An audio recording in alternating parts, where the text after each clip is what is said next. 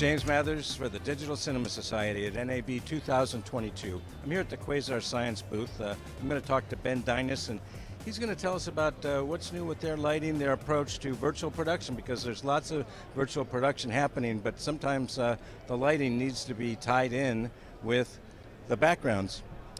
That's right. When you're in a virtual production environment, you have to have a way to dynamically control your lights, because the way that you get your subjects to tie into that background, you want the audience to believe that they're really in that space, right? So you need a system that can output the DMX data over SACN or ArtNet, and our Rainbow 2 and Double Rainbow are great at handling that. So I know the LEDs in these volumes can make pretty pictures to look at, but it's not always the best for making light for skin tones.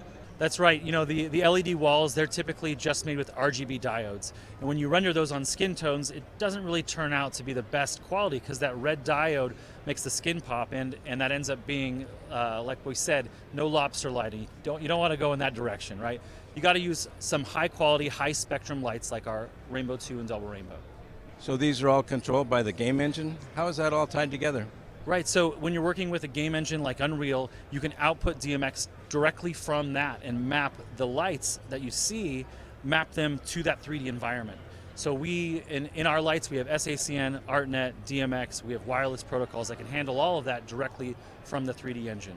So when the background changes in the volume, your color light changes? Right, yeah, you pick which section of the 3D environment that you want to map to, and if you have something dynamic happening, if you're in a forest and there's some trees waving, that will translate onto your lights, which will translate onto your subjects. So we have here is a pixel map of our video file, and each block is mapped on to one pixel of the light array behind us. So when the video file changes, whatever's happening in that block will render out on the light.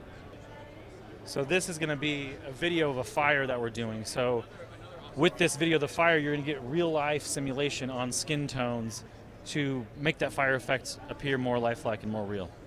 But you're improving the color rendition. That's right. You're improving the color rendition, and you're really helping to tell that story. Thank you so much, Ben. Thanks, Jim.